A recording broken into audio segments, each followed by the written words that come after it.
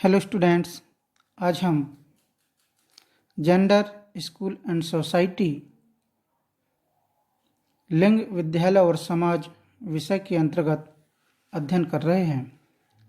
छात्रों, आज का हमारा जो टॉपिक है वह है समाजीकरण और शिक्षा। छात्रों, आज हम इसके अंतर्गत समाजीकरण का अर्थ, समाजीकरण की परिभाषा और समाजीकरण के अभिकरण, घटक या तत्व जिन्हें कहा जाता है, इसमें परिवार, पास पड़ोस और संवहन समूह, जाति, समुदाय, विद्यालय और खेल कूद और मनोविनोद आदि के विषय में विस्तृत अध्ययन करेंगे। तो छात्रों, पहले मैं आपको समाजीकरण का अर्थ क्या है, समाजीकरण के अर्थ के विषय में बताता हूँ। समाजीकरण वह प्रक्रिया है जिसके द्वारा व्यक्ति अपने समाज की जीवन शैली सीखता है और समाज में समायोजन करता है। मनुष्य जिस समाज के बीच जन्म लेता है और रहता है, उसे उस समाज की भाषा, रहन सहन, खान पान एवं आचरण की विधियाँ और रीति रिवाज सीखने होते हैं।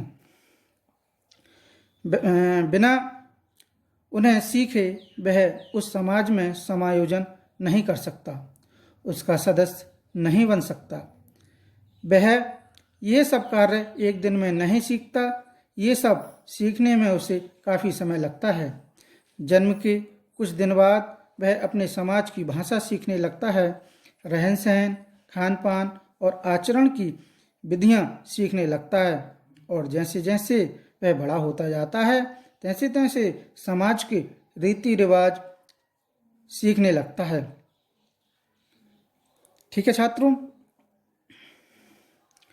और प्राय आप लोगों ने देखा होगा, मनुष्य अनेक समाज के सदस्य होते हैं और उन्हें इनमें से किसी भी समाज में समायोजन करने के लिए उनकी भाषा और व्यवहार प्रतिमानों को सीखना होता है।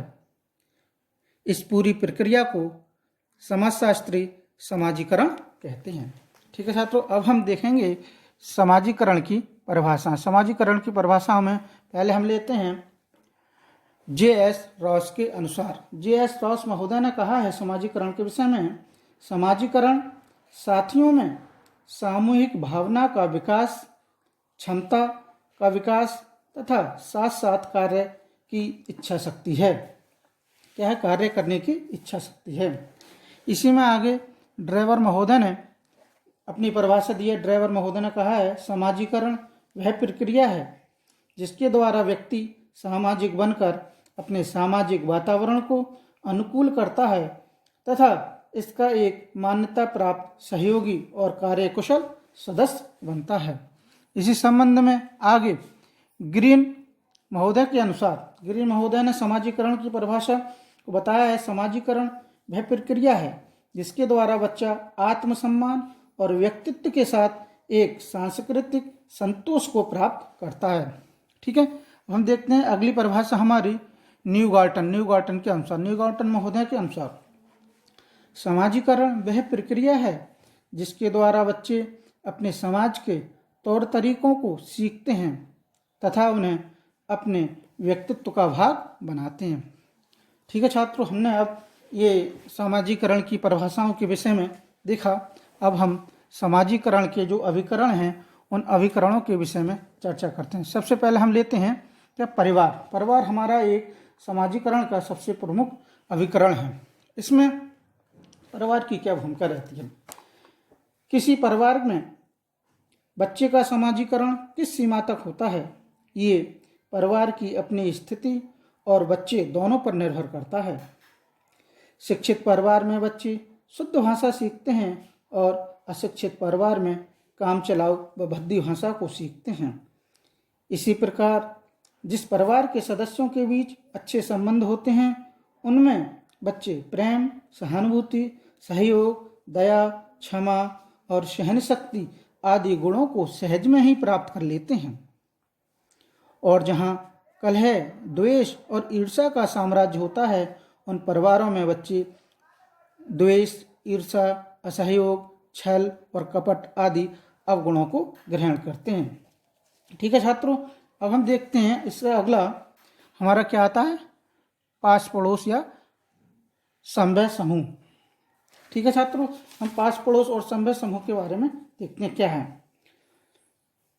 जो बात परिवारों के लिए सही है वह पास पड़ोस एवं सम आयु के समूहों के लिए भी सही है। यदि बच्चे के पास पड़ोस के परिवार सभ्य एवं सुसंस्कृत होंगे तो उनके बच्चों के बीच उस बच्चे का सामाजिकरण उचित दिशा में होता है, और यदि पास पड़ोस के परिवार असभ्य और पिछड़े होते हैं तो उनके बच्चे भी उनका सामाजिकरण उचित दिशा में नहीं होता। ठीक है छात्रों, अब हम देखते हैं अगला क्या है हमारा, जाति। जाति हमें कहाँ तक प्रभावित करती है। हमारे देश में अनेक जातियां हैं जो मुख्यतः दो वर्गों में भी बांटी जा सकती हैं। वैसे तो जातियों के अलग अलग अपने अपने नाम हैं, लेकिन यहाँ पर हम दो वर्गों में ही रखते हैं। प्रथम उच्च वर्ग और द्वितीय निम्न वर्ग।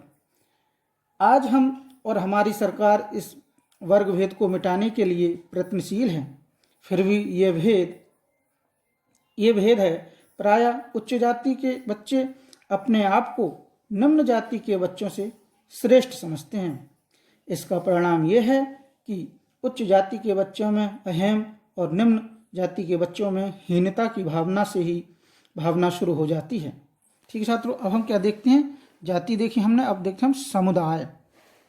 ठीक है, समुदाय, बच्चा जिस समुदाय में पैदा होता है उसे उसी में समायोजन करके रहना होता है। यदि वह उसमें समायोजन नहीं करता तो वह सुखपूर्वक नहीं रह सकता। अतः समुदाय किसी भी प्रकार का क्यों ना हो, बच्चे के पूर्ण समाजीकरण के लिए उसका सहयोग आवश्यक है। बच्चे का समाजीकरण समुदाय की सामूहिक क्रियाओं में सक्रिय भाग लेने से ही होता है। अतः हमारे लिए यह आवश्यक है कि बच्चों को समुदाय की सामूहिक क्रियाओं में भाग लेने के अवसर प्रदान करें, और समुदाय का यह कर्तव्य है कि वह विभिन्न समूहों, संगठनों और संस्थाओं का निर्माण कर बच्चों के समाजीकरण में सहायक हो। ठीक है, अब हम देखते हैं क्या हमारा आता है, समुदाय हो गया। अब विद्यालय, कोई भी विद्यालय बच्चों का समाजीकरण करने में कितना सफल होता है, ये दो तत्वों पर निर्भर करता है। पहला तत्व विद्यालय का अपना पर्यावरण।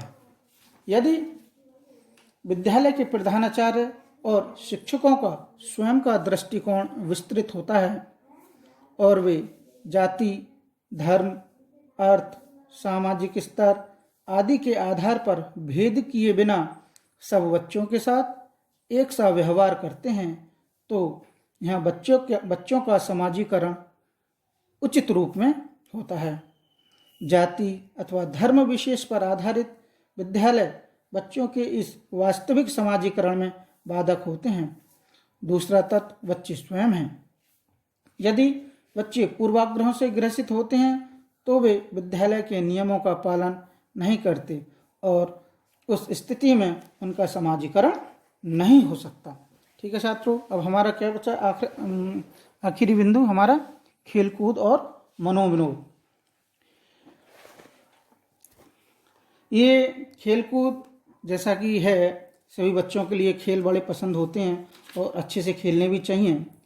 फ्रोवेल, मॉन्टेसरी, किलपैट्रिक और सुश्री हैटोन पार्कस्टक जो हैं प्रमुख शिक्षाविदों ने अपनी शिक्षा पद्धतियाँ खेलों पर आधारित करके विकसित की हैं। इसमें टीपीनन का कहना है, सृजनशीलता का प्रबल प्रकाट्य खेल है, यानी खेलते समय समूह भावना, त्याग, आत्मीयता, सहयोग, सहानुभूति तथा बहुत से अन्य वांछनीय सामाजिक गुण और मूल्य बच्चों में स्वतः विकसित होते हैं, जो कि समाजीकरण की प्रक्रिया के लिए आवश्यक हैं। ठीक है छात्रों, आज हमने समाजीकरण और शिक्षा के विषय में निम्न बिंदुओं पर अध्ययन किया है। मैं आशा करता हूँ आपको मेरा ये आज का वीडियो पसंद आया होगा।